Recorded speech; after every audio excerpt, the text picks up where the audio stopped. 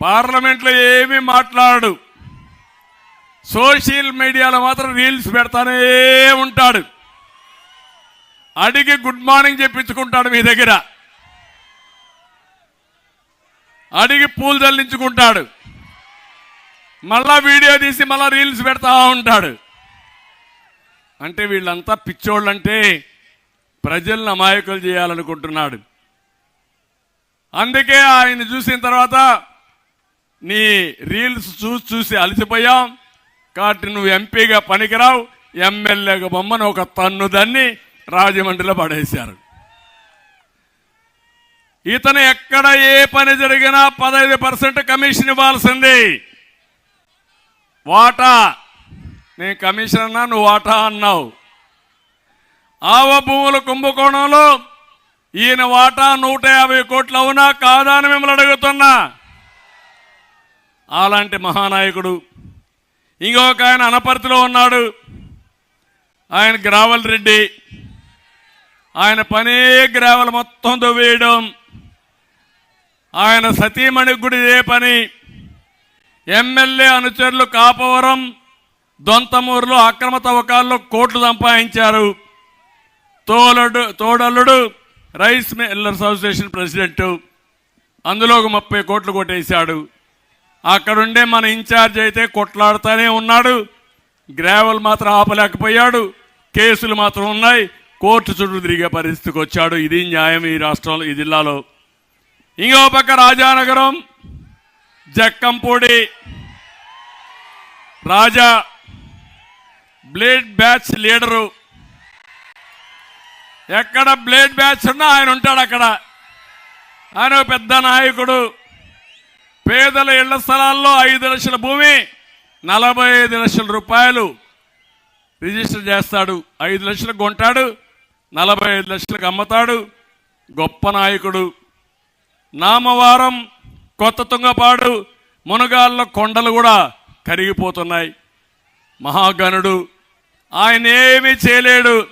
ఆయన భోజనమే ఇసుక, లేకుంటే గ్రావెలు. ఇలాంటి నాయకులు ఇక్కడ ఉన్నారు. నిడదవల్లో ఒక ఆయన ఉన్నాడు, శ్రీనివాసులు నాయుడు.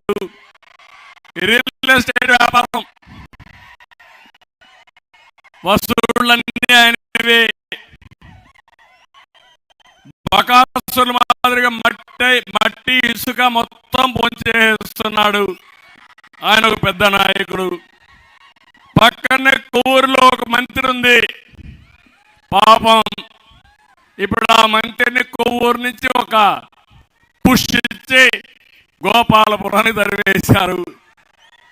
ఆవిడ పంగిడి కుమారదేవంలో ఇసుక, మట్టి, ఎర్రమట్టి అంతా ఆవిడ మొనోపలి. ప్రతి 100 మీటర్లకు ఇష్టారాజ్యంగా ఇసుక ర్యాంపులు పెట్టింది. బ్రహ్మాండమైన వ్యాపారం. గోదావరి మాత్రం ఎప్పుడు దిగిపోతుందో తెలియదు, కానీ వాళ్ళు మాత్రం బాగుపడే పరిస్థితికి వచ్చారు.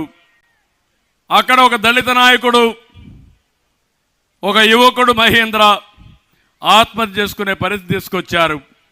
వాళ్ళంతా ఆందోళన చేశారు. ఈవిడికి ఇప్పుడు సీటు పోయింది. గోపాలపురం తరివేశారు. గోపాలపురంలో ఒక నాయకుడు ఉన్నాడు, ఆయన తలారి వెంకట్రావు. గ్రూప్ తగాదాల్లో సొంత పార్టీ కార్యకర్తలనే బలి తీసుకున్నాడు.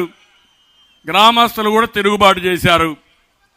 ఆయన చూస్తే ఇప్పుడు ఆయన సీటు కూడా పోయి ఇప్పుడు నేరుగా ఆయన కొవ్వూరుకి, ఈవిడ గోపాలపురానికి స్వాపింగ్ పెట్టారు.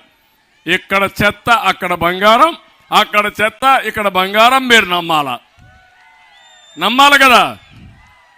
అదే కణికట్టు అంటారు. ఒకప్పుడు నేను చూసేవాడు, చిన్నప్పుడు ఊర్లోకి వచ్చేవాడు. ఇప్పుడే చూస్తా ఉండంటాడు. గుడ్డు పొదిగిందంటాడు, పిల్ల వచ్చిందంటాడు, అదిగో ఎగిరిపోతాను చూడమంటాడు, నువ్వు కాదంటే చూడు అంటాడు. అదే కణికట్టు, అదే జరుగుతా ఉంది. జగన్మోహన్ రెడ్డి చేసే కణికట్టుని మనం ఆమోదించాలా. నేను చెప్పా జగన్మాయ, మా తమ్ముడు చెప్తాడు జగన్మాయ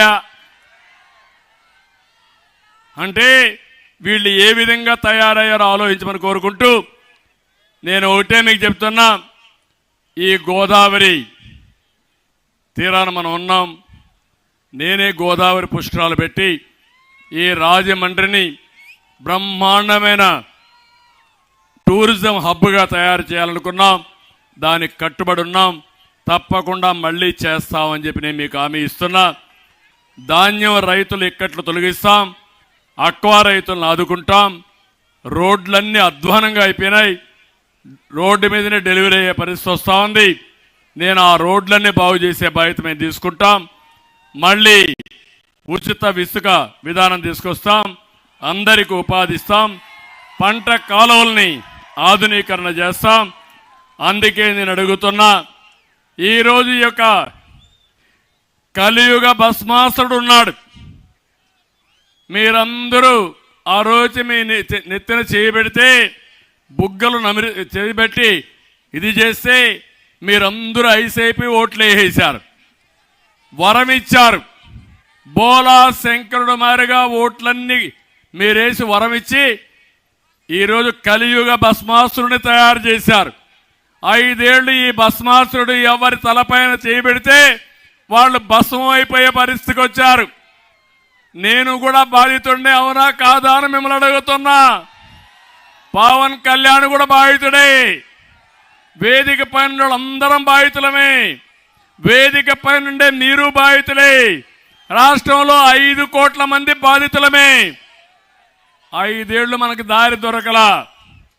నిన్ననే మీరు చూస్తే మా జయదేవ లాంటి వ్యక్తి, బ్రహ్మాండంగా పోరాడిన వ్యక్తి, నాకు రాజకీయాలు వద్దు, కొంత సమయం విరామం కావాలని విశ్రాంతి తీసుకొచ్చే పరిస్థితి వచ్చాడంటే ఈ సైకో దెబ్బకి అందరూ పారిపోతున్నారు. అందుకే అడుగుతున్నా మళ్ళీ మిమ్మల్ని అందరినీ, ఈ రాష్ట్రాన్ని కాపాడుకుందామా లేదా అని మిమ్మల్ని అడుగుతున్నా.